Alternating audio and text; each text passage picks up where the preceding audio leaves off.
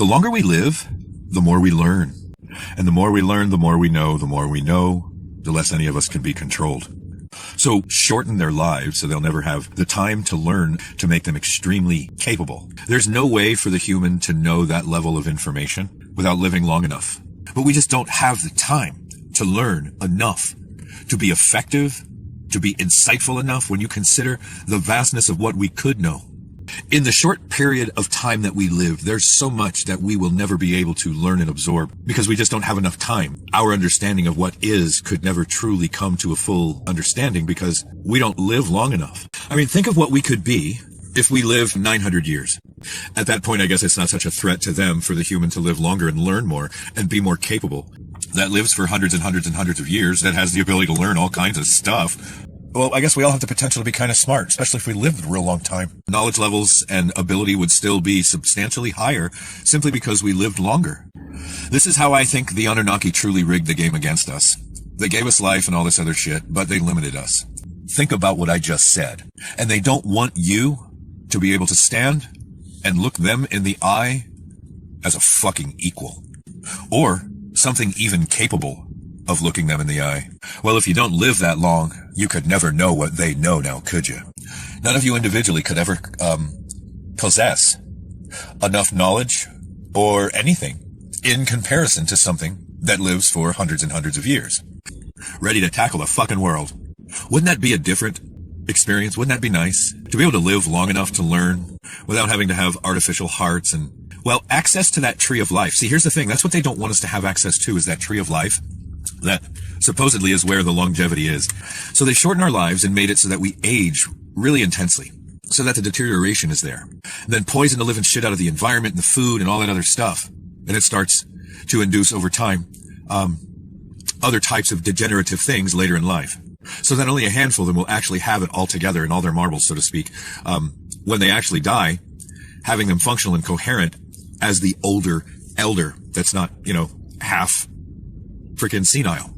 Well, the people that control the world have poisoned the shit out of us in ways that is so offensive if people actually knew. Anyway, think about a version of human that lives for 60 to 80 years, 100 at best, the type of deterioration that we go through in those, latter years, versus the same thing, but we live 500 years.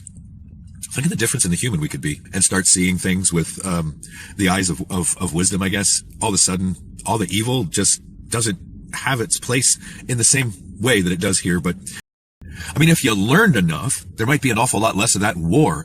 And if you became smarter and wiser collectively because you live longer, there might be an awful lot less of that infighting amongst you because you're black or white or brown or red and all those silly little things relevant to, morals.